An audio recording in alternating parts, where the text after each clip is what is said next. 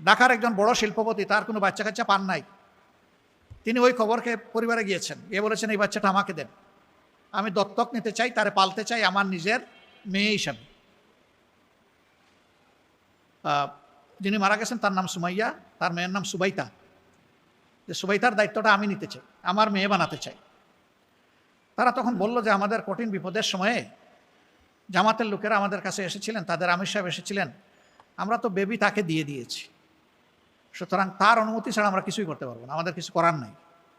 সেই লোক আমাকে খুঁজে বের করে আমার কাছে এসেছেন, বিশাল বিত্তশালী মানুষ। আমি বললাম যে ভাই, আমি আপনার হয়ে তাদেরকে রিকোয়েস্ট করতে পারবো, কিন্তু বাধ্য করতে পারবো না। তারা যদি খুশি হয়ে আপনাকে দেয় আমাদের কোনো আপত্তি নেই, আমরাও খুশি থাকবো। আমরা চাই বাচ্চাটা ভালোভাবে বড় হয়ে গড়ে উঠুক। আমি তাদেরকে যখন বললাম, এই মেসেজ পাঠালাম, তখন বলল যে আমাদের শিল্পপতি হওয়ার দরকার নাই, বাচ্চাটা আপনাদের কুলে থাকুক, সেটাই আমরা চাই। আল্লাহু আকবার। মানুষের এই ভালোবাসার মর্যাদা কি দিয়ে আমরা পরিশোধ করতে পারবো বলেন? সারা বাংলাদেশ ঘুরে ঘুরে আমরা চেষ্টা করেছি এই দুঃখী মানুষগুলোকে আমাদের বুকের বিছানায় জায়গা দিতে। কতটা পেরেছি আল্লাহ ভালো জানেন। কেন আমরা এটা করি? আমরা করি এই কারণে যে মানুষ আশরাফুল মখলুকাত। এই মানুষকে